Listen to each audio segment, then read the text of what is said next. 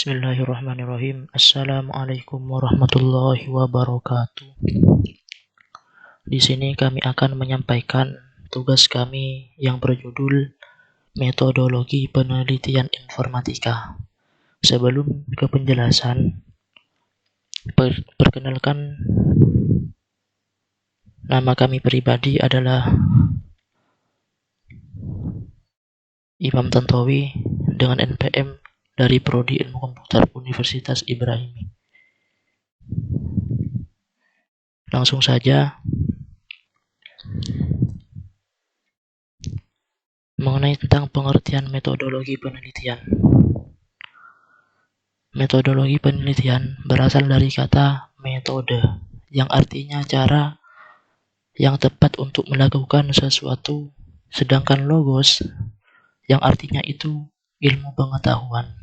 Jadi, metodologi itu artinya cara melakukan sesuatu dengan menggunakan pikiran, pengetahuan secara seksama untuk mencapai suatu tujuan.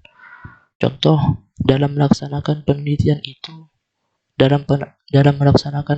untuk skripsi, seseorang mahasiswa melaksanakan metodologi pengumpulan data. Metode yang dilakukan dalam melaksanakan pengumpulan data adalah melaksanakan studi literatur dari berbagai sumber buku, melakukan interview dari pihak-pihak terkait, melaksanakan observasi, dan lain sebagainya.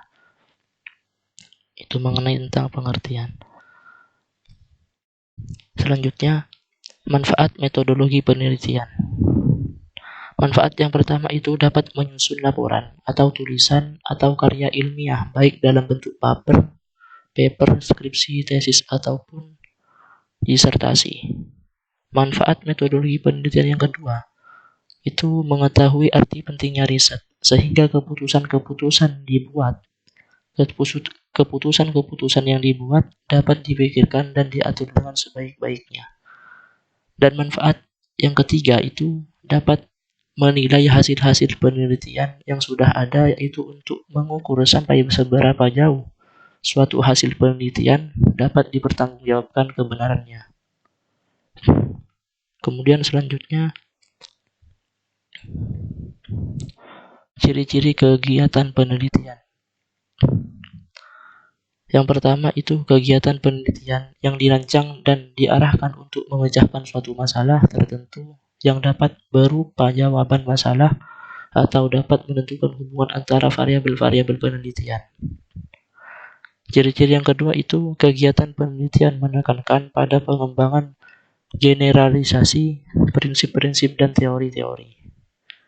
Dan yang ketiga itu adalah kegiatan penelitian yang berpangkal pada masalah atau objek yang dapat diobservasikan. Kemudian selanjutnya, mengenai tentang manfaat hasil penelitian. Manfaat yang pertama, hasil penelitian dapat dijadikan peta yang menggambarkan tentang keadaan suatu objek yang sekaligus melukiskan tentang kemampuan sumber daya, kemungkinan-kemungkinan yang ditemukan di dalam melaksanakan sesuatu.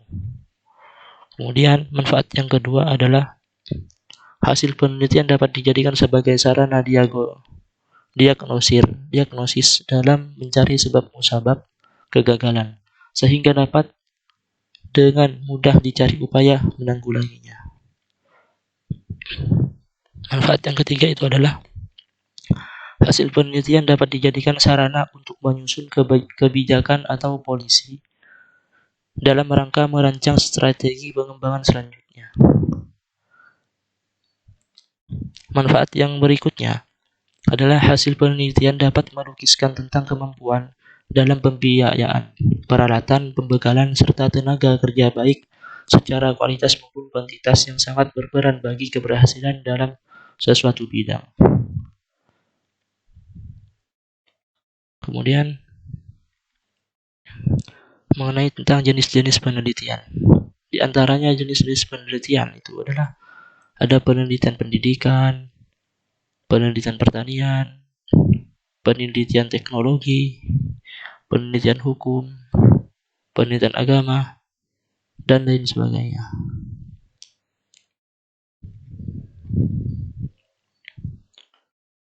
Kemudian mengenai tentang tipe-tipe penelitian. Tipe yang pertama itu penelitian eksploratif terkait dengan pertanyaan apa. Yang kedua, penelitian deskriptif terkait dengan pertanyaan bagaimana. Kemudian yang ketiga, penelitian eksplanatif terkait dengan pertanyaan mengapa.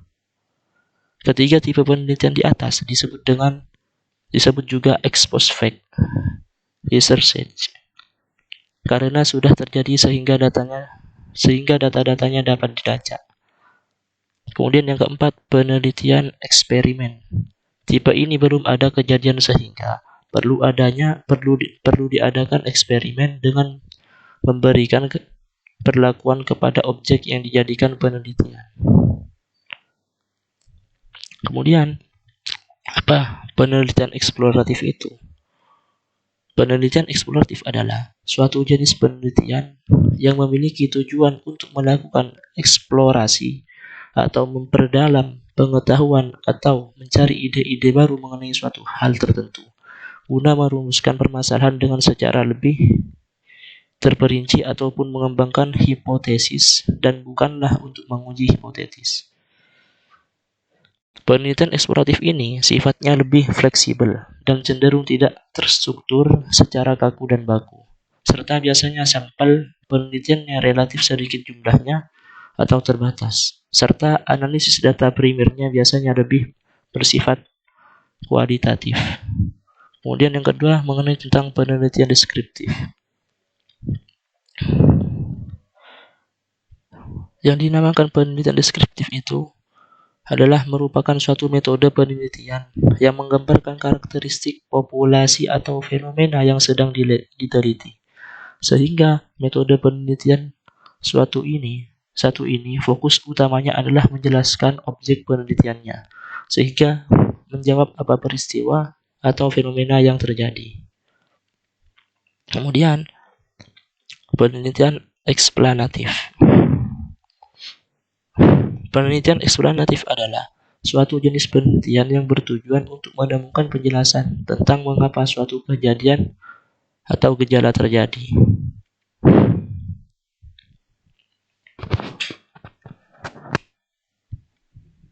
Kemudian yang keempat, penelitian eksperimen.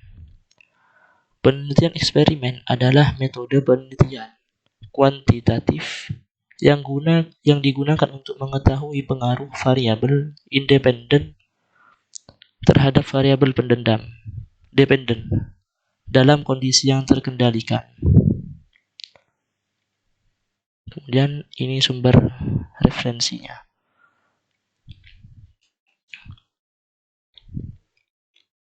Sekian dari kami, semoga bermanfaat. Wassalamualaikum warahmatullahi wabarakatuh.